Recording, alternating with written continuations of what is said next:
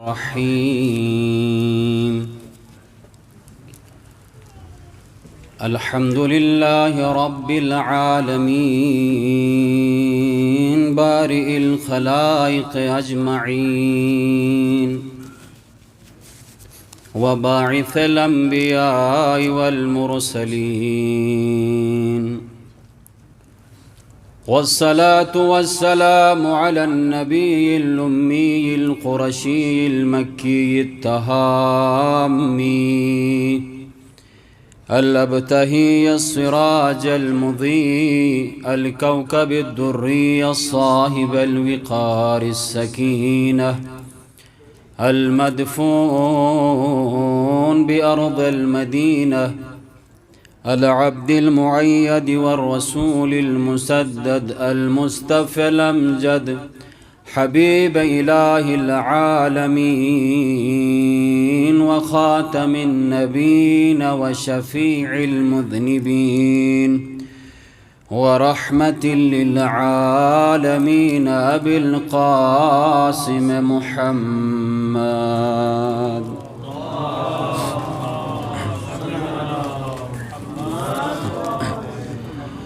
والصلاة والسلام على أهل بيته الطيبين الطاهرين المعصومين المظلومين ولعنة الله على أعدائهم ظالمين من الآن إلى قيام يوم الدين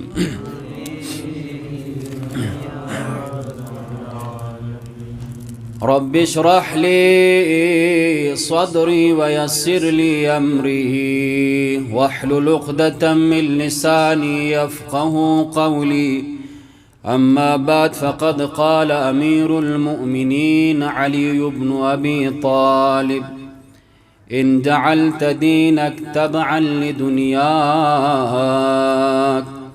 أهلكت دينك ودنياك وكنت في الآخرة من الخاسرين صلوات على محمد وعلى محمد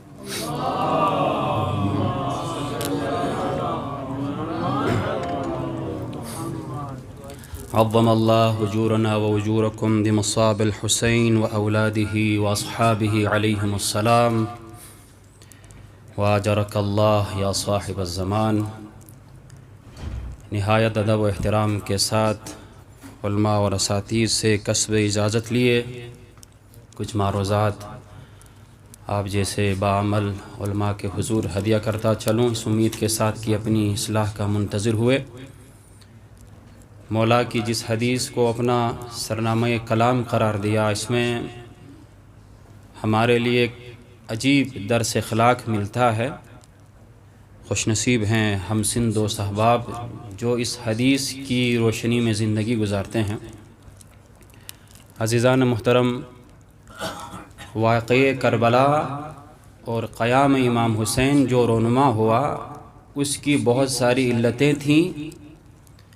ان میں سے ایک علت قرآن اور حدیث کی ذیل میں اگر ہم بیان کرتے چلیں تو وہ لوگ جو اپنی آخرت کو بیچ دیتے تھے دنیا کے مقابلے میں، یہی ایک وجہ تھی جس کی وجہ سے واقعہ کربلا رونما ہوا. مولا علیہ السلام بھی اس حدیث کے اندر فرماتے ہیں ان جعلت دنیاک تبعا لدینک، اگر کوئی انسان کیا کرے، اگر کوئی انسان اپنے دنیا کو آخرت کا تابع قرار دے، اپنی دنیا کو سنوارنے کے لیے آخرت کو بیچ ڈال دے، تو مولا فرماتے ہیں اہلکت دینک و دنیاک، یہی انسان اپنے دین کو بھی ہلاک کر دیتا ہے اور آخرت کو بھی ہلاک کر دیتا ہے، اور آخرت کے اندر یہی انسان خسارے میں ہے. عزیزان،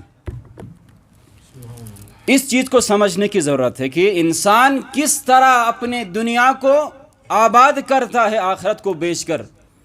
اگر انسان اسی پوائنٹ کو سمجھے تو سمجھ لینا کہ انسان ایک فلسفہ قیام امام حسین کو سمجھ سکتا ہے.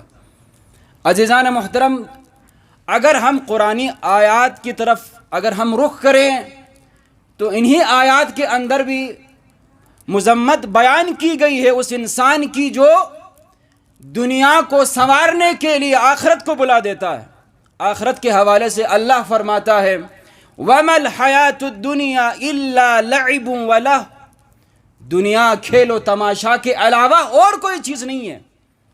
اور مولا فرماتے ہیں وَلَلدَّارُ الْآخِرَةُ خَيْرٌ لِلَّذِينَ يَتَّقُونَ، اور آخرت کی زندگی انسان کے لیے خیر ہے جو اللہ سے ڈرتا ہے۔ افلا تعقلون، کیا یہی انسان عقل سے کام نہیں لیتا؟ اگر انسان اس دنیا کو پیٹھ دکھائے آخرت کو سنوارنے کے لیے، یہی انسان کے ہاتھ میں دنیا بھی آ سکتی ہے، آخرت بھی آ سکتی ہے۔ لیکن اگر انسان دنیا کو سنوارنے کے لیے آخرت کے پیچھے چلا جائے تو مولا کی حدیث کی روشنی میں نہ اس انسان کے ہاتھ میں دنیا آ جاتی ہے نہ آخرت آ جاتی۔ مل کے صلوات پڑھے محمد وآل محمد کی ذات پر۔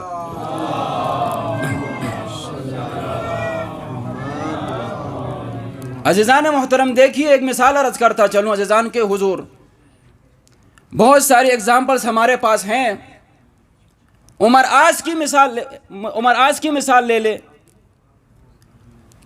43 ہجری کے اسی سنے کے اندر واصل جہنم ہونے والے تھے، اپنے بیٹے سے فرمانے لگے بیٹا دنیا کو میں نے سنوارنے کے لیے، دنیا کو حاصل کرنے کے لیے میں نے اپنے آخرت کو تباہ و برباد کیا، میں نے آخرت کو بلا بیٹھا، آخرت کو بیچ ڈالا، لیکن اس کے مقابلے میں میرے ہاتھ میں دنیا نہیں آ گئی۔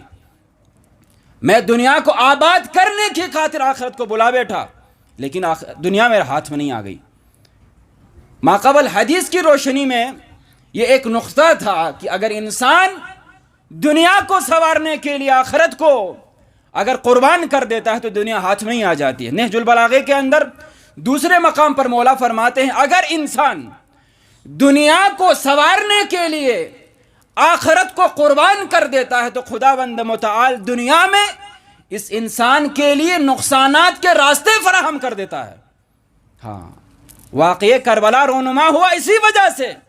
لوگ چاہ رہے تھے کہ دنیا میں مالدار بنے، دنیا میں ان کو خاص پروٹوکول ملے، لیکن بدقسمتی سے ان کو نہ دنیا نصیب ہوئی نہ آخرت۔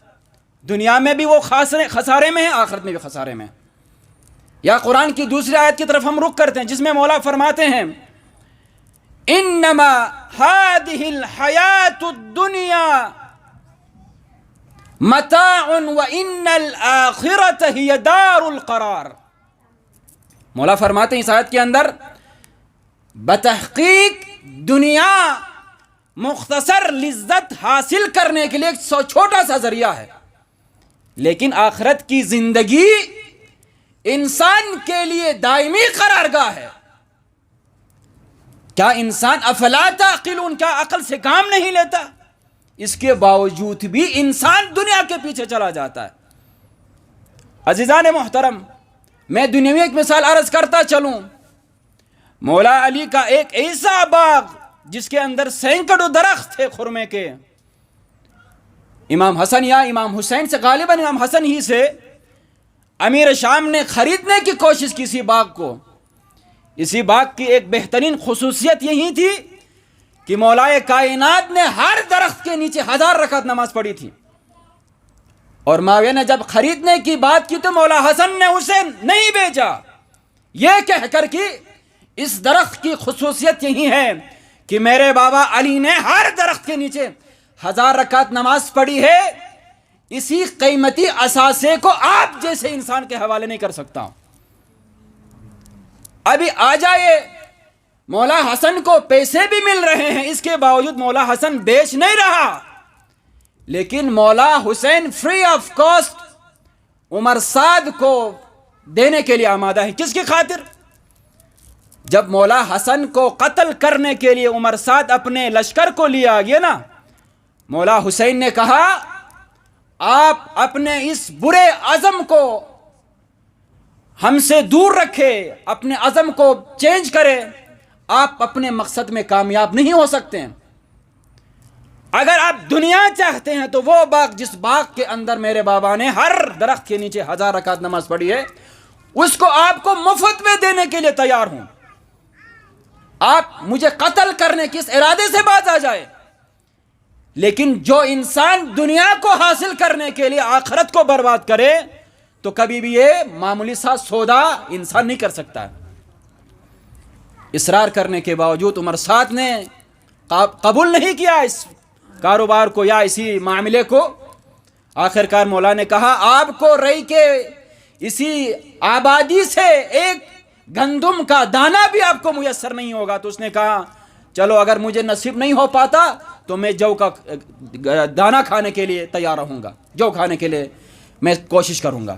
یہی تھی ان کی ارادے، یہی تھا ان کا نظریہ، جنہوں نے اپنی دنیا کو سنوارنے کے لیے آخرت کو بیچ ڈالا، جس کے نتیجے میں عمر سعد کو نہ دنیا نصیب ہوئی نہ آخرت۔ بس جو انسان بھی دنیا کو بیچ ڈالے آخرت کے مقابلے میں، تو خداوند متعال اس کے ہاتھ میں دنیا کو بھی دیتا ہے، آخرت کو بھی دیتا ہے۔ صلوات پڑھیے محمد وآل محمد کی ذات بابرکت پر۔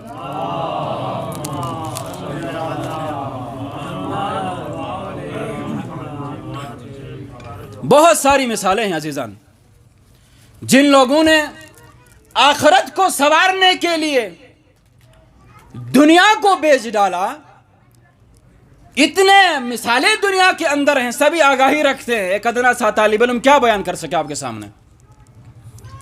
عزیزان محترم، وہی لوگ دنیا میں بھی کامیاب ہو گئے، آخرت میں بھی کامیاب ہو گئے۔ مجتہدین کے اگزامپلز آپ کے سامنے ہیں، جن کے اندر خوف خدا ہے، دنیا بھی ان کے مٹھی میں ہے، آخرت بھی ان کے مٹھی میں۔ پس جو شخص دنیا کو سنوارنے کے لیے آخرت کو بلا دیتا، یعنی جو شخص دنیا کو سنوارنے کے لیے اللہ کے ذکر سے روگردانی کرتا، اللہ کے اوامر سے روگردانی کرتا ہے، اس کے لیے خدا فرماتا ہے قرآن مجید کے اندر وَمَنْ أَعْرَضَ عَنْ ذِكْرِي فَإِنَّ لَهُ مَعِيشَةً ضَنْكَ۔ اگر کوئی انسان میرے ذکر سے روگردانی کرے، میرے ذکر سے دور بھاگے، یعنی آخرت کو بلا بیٹھے، فَإِنَّ لَهُ مَعِيشَةً ضَنْكَ، اسی انسان کے لیے دنیا کو میں تنگ کر دوں گا، اسی انسان کی معیشت تباہ و برباد ہوگی۔ اور مولا آگے کیا فرماتے ہیں؟ مولا فرماتے ہیں وَنَحْشُرُهُمْ يَوْمَ الْقِيَامَةِ أَعْمَى، قیامت کے دن اسی انسان کو اعمى، اندھا محشور کروں گا۔ اللہ فرماتا ہے جو شخص آخرت کو بلا بیٹھتا، اللہ کی ذکر سے روگردانی کرتا ہے نا، خدا فرماتا ہے قیامت کے دن یہی انسان اندھا محشور ہوگا۔ جب انسان اندھا محشور ہوتا ہے تو وہ کون کون سی نقصانات حاصل کرتا ہے، کون کون سی مشکلات کا سامنا کرتا، سبھی آگاہی رکھتے ہیں۔ لہذا انسان کو چاہیے کہ انسان دنیا کو بیچ ڈالے آخرت کے مقابلے میں، تو تب انسان کو کامیابی مل سکتی ہے۔ ایک اور میں آیت کو عرض کرتا ہوں، ایک صلوات پڑھے محمد وآل محمد کی ذات و برکت پر۔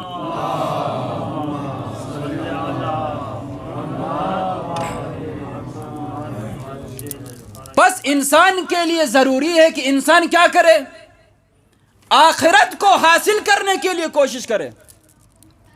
اگر انسان آج کل کے دور کے اندر آخرت کو حاصل کرنے کے لیے کوشش نہ کرے، تو جس طرح پہلے اصحاب امام نے، بعض کے بات کر رہا ہوں، جنہوں نے امام کے ساتھ نہیں دیا، جیسے امام علی کے اصحاب کی مثال لے لے، رسول اللہ کے اصحاب کی مثال لے لے، امام حسن کے اصحاب کی مثال لے لے۔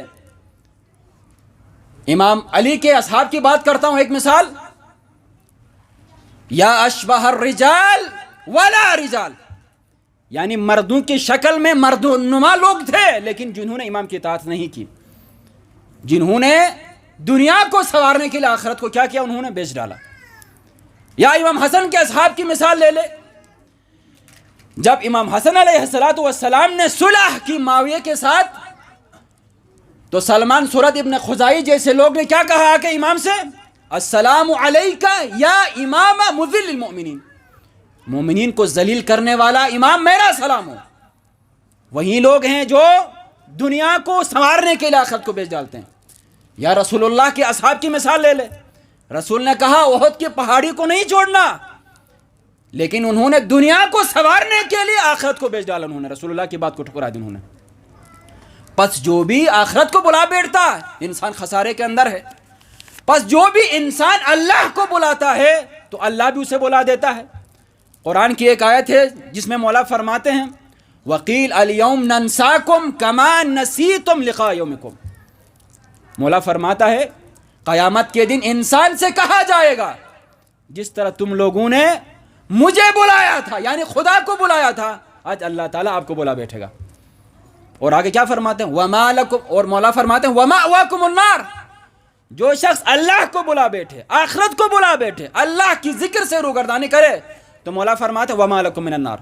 اس انسان کے لیے اللہ کی آگ آمادہ ہے، اس کے لیے تیار کی گئی ہے. اور مولا فرماتے ہیں وَمَا لَكُمْ مِن نَاصِرِينَ. اور اسی انسان کے لیے قیامت کے دن کوئی ناصر و مددگار نہیں ہے. دعائے کمیل میں سبھی آگاہی رکھتے ہیں، سبھی پڑھتے ہیں. مولا اس کے اندر، مولا کے اس کلام کے اندر ہم کیا پڑھتے ہیں؟ اے میرے مولا، اگر آپ مجھے عذاب دے بھی تو میں آپ کے عذاب پر صبر کر لوں تو تیری رحمت کی جدائی پر کیوں کر صبر کر سکوں گا. دیکھیں اس جملے کے اندر ایک اچھا پیغام ہے مجھ جیسے طالب علموں کے لیے. عزیزان محترم، اگر انسان اللہ کے ذکر سے روگردانی کرے تو اللہ تعالیٰ کا عذاب اس کے لیے آمادہ ہے. قیامت کے دن کوئی ناصر و مددگار بھی نہیں ہے. اگر انسان کو عذاب الہی میں گرفتار کرنا پڑے تو انسان عذاب الہی میں گرفتار ہو بھی سکتا ہے، اللہ کا اٹل فیصلہ ہے. تو کیوں نہ ہم دنیا کو بیچ ڈالے آخرت کے مقابلے میں، تاکہ انسان کی دنیا بھی سنور سکے اور آخرت بھی سنور سکے. امام زمانہ بلند تر صلوات.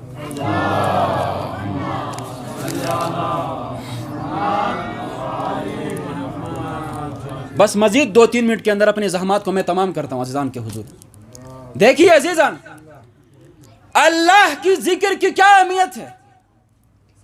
اگر انسان دنیا کو بیچ ڈالے آخرت کے مقابلے میں تو انسان کے لیے کیا پیکیجز ہیں اللہ کی طرف سے، اس چیز کو سمجھنے کی ضرورت ہے. یا حضرت عیسیٰ علیہ السلام کو اس واقعے کی طرف رخ کر لیتے ہیں. اللہ کے حضور ہم کلام ہو کے خدا سے کہنے لگا مولا دنیا کے اندر میرے بہت سارے دوست ہیں، ایک دوست کی نشاندہی کیجئے مولا. تو اللہ تعالیٰ نے حضرت عیسیٰ کو ایک خاتون کی طرف اشارہ کرتے ہیں، فلاں جگہ پر فلاں خاتون آپ کی محب ہے، آپ سے محبت رکھتی ہیں.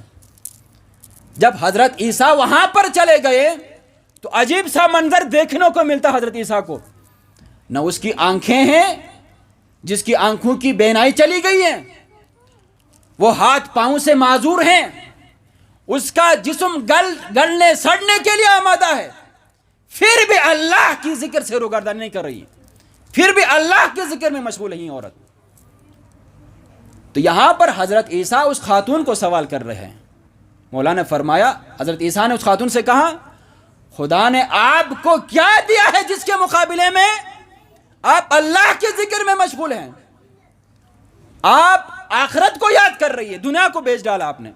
تو یہاں پر ایک جملہ عرض کر رہی جو ہم سب کے لیے ایک نجات کا ذریعہ ہے، خصوصاً ہماری فیمیلز کے لیے، خصوصاً ہماری فیمیلز کے لیے درس اخلاق ہے. واقعاً اس خاتون نے حضرت عیسیٰ کے اس سوال کے مقابلے میں کہا خداوند متعال نے میری آنکھوں سے بینائی کو چھینا، جس کی وجہ سے میں اپنے آنکھوں کو مس یوز نہیں کر رہی ہوں، اس وجہ سے میں اللہ کے شکر بجا لا رہی ہوں. اگلا جملہ اور سخت ہے. مولا کے حضور کہنے لگے حضرت عیسیٰ کے حضور خدا نے میرے پاؤں اور ہاتھوں سے چلنے اور پھرنے کی طاقت کو چھین لیا، جس کی وجہ سے میں حرام کام میں مبتلا ہونے کے لیے نہیں جا رہی ہوں، اس کی بدولت خدا کے حضور میں شکر کر رہی ہوں. آج کل اگر خدا نہ خواستہ اگر ہماری ماؤں بہنوں کے چھینک بند ہو جائے تو وہ یعنی پوری دنیا کو سر پہ کھڑا کر دیتی ہیں. ہاں، یعنی اس خاتون سے درس لینے کا مقام ہے ہمارے ماؤں بہنوں کے لیے. اسی وجہ سے یہی خاتون حضرت عیسیٰ کی سب سے بڑی محب بن جاتی ہے. ہاں، لہٰذا انسان کو چاہیے کہ انسان اس دنیا کو بیچ ڈالے آخرت کے مقابلے میں، تو تب یہی انسان اللہ کی زبان میں بات کرتا. اگر انسان ایسا نہ کرے تو یہی انسان زمانے کے امام کو قتل کرنے کے لیے کھڑا ہوتا. جیسے کہ ہوا بھی، عمر آس نے دنیا کو حاصل کرنے کے لیے آخرت کو بیچ ڈالا، جس کی وجہ سے امام علی کو قتل کرنے کے لیے امام کے مقابلے میں آیا۔ یا معاویہ کی مثال آپ کے سامنے حاضر ہے، یا عمر سعد جو دنیا کو حاصل کرنے کے لیے آخرت کو بلا بیٹھا، جو امام زمان اس وقت کے امام حسین کو قتل کرنے کے لیے آ گیا۔ اگر آج کل کے زمانے کے اندر اگر میں بھی دنیا کو حاصل کرنے کے لیے نعوذ باللہ آخرت کو بیچ ڈالوں تو جس وقت امام زمان ظہور کر جائے گا اس وقت میرا کیا کردار ہوگا، اس چیز کو سمجھنے کی ضرورت ہے۔ کیا جس طرح اصحاب حسین نے مولا حسین کے ساتھ دیا، آیا وہی کردار امام زمان کے ساتھ میرا کردار ہوگا، یا وہی کردار جو امام حسن علیہ السلام کے اصحاب نے امام حسن کے ساتھ کیا وہی کردار ہوگا؟ واقعہ کربلا سے یہی ہمیں درس ملتا ہے عزیزان۔ بس اسی وجہ سے واقعہ کربلا رونما ہوا، اور اس سے ہمیں یہی درس ملتا ہے کہ ہم بھی امام حسین کی اصحاب کی طرح زندگی گزارے، تاکہ زمانے کے امام کے سامنے ہم شرمندہ نہ ہو سکے۔ یا یوم ندعو کل اناس بامامہم کی صدا قیامت کے دن بلند ہوگی تو اس وقت ہم امام کے سب میں کھڑے ہو سکے، ہمارے اندر یہ قابلیت آ سکے۔ واقعاً مجھ سے آپ بہتر جانتے ہیں، تبلیغ پہ جاتے ہیں، آتے رہتے ہیں، معاشرے کے اوپر جب ہم چلے جاتے ہیں، معاشرے کو ٹٹولتے ہیں، زندگی گزارتے ہیں تو واقعاً خون کے آنسو رونا پڑتا ہے۔ ایسے حالات ہیں علماء کے اندر، طلاب کے اندر، پوری سوسائٹی کے اندر۔ اس کی علتیں کیا ہے؟ انسان دنیا کو حاصل کرنے کے لیے آخرت کو بلا دیتے، اس وجہ یہی وجہ ہے، اس کے علاوہ کوئی وجہ نہیں ہے۔ خدا سے دعا ہے کہ خدا ہم سب کو آخرت کو سنوارنے کے لیے دنیا کو بیچنے کی ہم سب کو توفیق عنایت کرے۔ ایک اور صلوات پڑھیے محمد وآل محمد کی ذات و برکت پر۔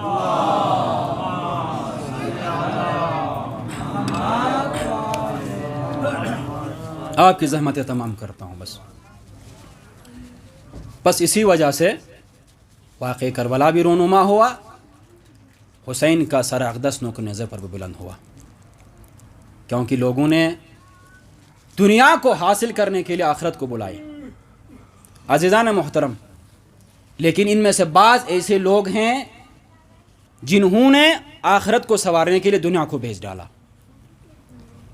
ان میں سے بعض ایسے لوگ ہیں جنہوں نے آخرت کو سنوارنے کے لیے اپنی چادروں کو قربان کر دیا۔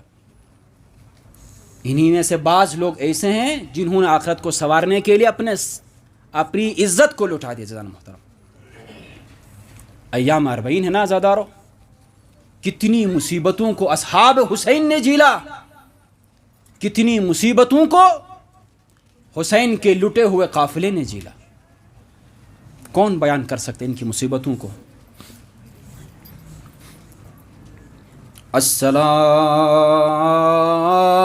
السلام علی رؤوس المفرقة عن الابدان،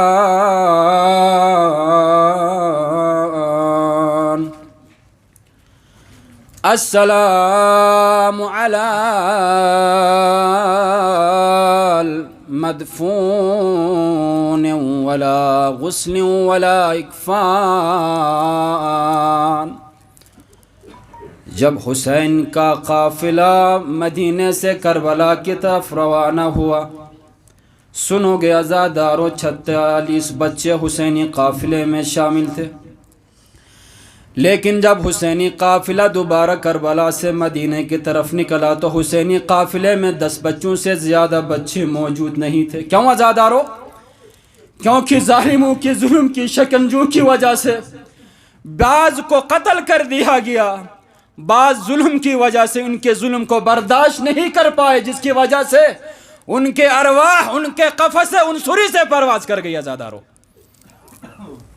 یزید لعین نے حسینی قافلے کے لٹے ہوئے قافلے کو قید کر رکھا تھا، لیکن اسے یقین حاصل ہوا اگر اب میں حسینی قافلے کو زیادہ دیر تک قید میں رکھا تو دوبارہ قیامت خیز انقلاب برپا ہونے والا ہے۔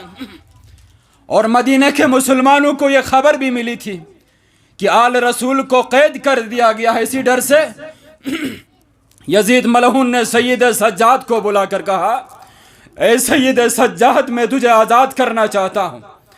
یہاں پر دو روایات ملتی ہیں عزادارو۔ ایک روایت کے مطابق سید سجاد نے 3 شرطیں یزید کے سامنے رکھ لی، دوسری روایت کے مطابق زینب کبریٰ نے 3 شرطوں کو سید سجاد کے حوالے کر دیا اور سید سجاد نے یزید کے سامنے رکھ دی۔ کون کون سی شرطیں تھی عزادارو؟ سید سجاد نے کہا پہلی شرط یہی ہے کہ شہداء کے سروں کو ہمارے حوالے کر دیا جائے تاکہ ہم نہایت ادب و احترام کے ساتھ ان سروں کو دفنا سکے۔ دوسری شرط یہی تھی عزادارو، وہ تبرکات جن کو لوٹا گیا تھا ان تبرکات کو ہمارے حوالے کر دیے جائے تاکہ ہم ان کو ہینڈل کر سکے۔ عزادارو یہی سننا تھا۔ یزید نے کیا کہا؟ اے سید سجاد، وہ تبرکات تو ہمارے ہاتھ میں نہیں ہے، اگر آپ چاہتے ہیں تو ان کے مقابلے میں کثیر رقم کو آپ کو دے سکتے ہیں۔ تو یزید کے سامنے سید سجاد نے کیا کہا؟ عزادارو آپ علماء سے سنتے آ رہے ہیں نا۔ سید سجاد نے کہا اے ملعون، اس کرتے کی قیمت کو ادا کرنے کی قیمت آپ کے پاس کہاں ہے جس کرتے کو سید زہرا نے اپنے پاک ہاتھوں سے بوندا تھا؟ اگلا جملہ سید سجاد نے کیا کہا عزادارو؟ ہمیں ماتم اور گریہ وزاری کرنے کے لیے ایک ایسا مکان میسر کیا جا سکے جس پر ہم خوب حسین پر گریہ کر سکے، کیونکہ عزادارو جس وقت مولا حسین شہید ہوئے، شہادت سے لے کر رہائی تک نہ زینب کو رونے دیا گیا، نہ اصحاب امام حسین اور حسینی لٹے ہوئے قافلے کو رونے دیا۔ اسی وجہ سے سید سجاد نے حسین پر گریہ کرنے کے لیے ایک مکان کو طلب کیا عزادارو۔ 3 دن تک حسینی لٹے ہوئے قافلے نے حسین پر خوب گریہ کیا۔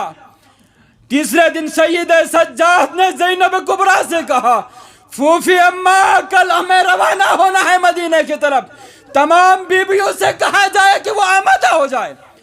اگلے دن سید سجاد زینب کبریٰ کے پاس آ کر کیا کہتے ہیں؟ پھوپھی اماں کیا تمام بیویاں آمادہ ہیں؟ تو زینب کبریٰ نے سید سجاد سے کیا کہا؟ بیٹا سجاد تمام بیویاں آمادہ ہیں مگر تیری ماں نظر نہیں آ رہی ہے، نہیں معلوم صبح سے لے کر اب تک تمہاری ماں رباب کہاں ہے؟ تو سید سجاد نے کیا کہا؟ پھوپھی اماں میں جانتا ہوں کہ میری ماں کہاں ہے۔ جب سید سجاد نے زندان کی طرف رکیا نا عزادارو، قیامت خیز منظر دیکھنے کو ملتا ہے۔ جب سید سجاد زندان میں آیا تو ایک ننھی سی قبر پر حضرت رباب خاتون لپٹی ہوئی ہے اور قیامت کا منظر سنا رہی ہیں۔ کون سا منظر تھا عزادارو؟ سکینہ سلام اللہ علیہا کو مخاطب کرتے ہوئے فرما رہی ہیں اے سکینہ، مدینہ جانے کا بہت شوق تھا نا آپ کا، ہمیں رہائی ملی ہے، اٹھا مدینہ چلتے ہیں۔ عزادارو ایک اور جملہ آپ کے حضور ہدیہ کرتا چلو اور آپ کی زحمت ہے تمام۔ مولا سید سجاد کے حضور سب سے پہلے تبرکات آنا شروع ہوئے۔ کون کون سے تبرکات تھے عزادارو؟ سب سے پہلے چادر تطہیر آ گئی۔ زینب کبریٰ اٹھی اور کہنے لگی لاؤ میری ماں زہرا کی چادر۔ دوسری دفعہ کون سے تبرک آ گئی عزادارو؟ سکینہ کی ننھی سی چادر، وہ سکینہ جو شام غریبہ کو کبھی زینب کبریٰ سے کبھی رباب خاتون سے چادر مانگتی تھی، ابھی حضرت سکینہ کی چادر آمادہ ہے، حضرت سکینہ کی بالیاں آ رہی ہے، لیکن چادر لینے والی اور بالیاں پہننے والی سکینہ نظر نہیں آ رہی ہے۔ وَسَيَعْلَمُ الَّذِينَ ظَلَمُوا أَيَّ مُنقَلَبٍ يَنقَلِبُونَ إِنَّا لِلَّهِ وَإِنَّا إِلَيْهِ رَاجِعُونَ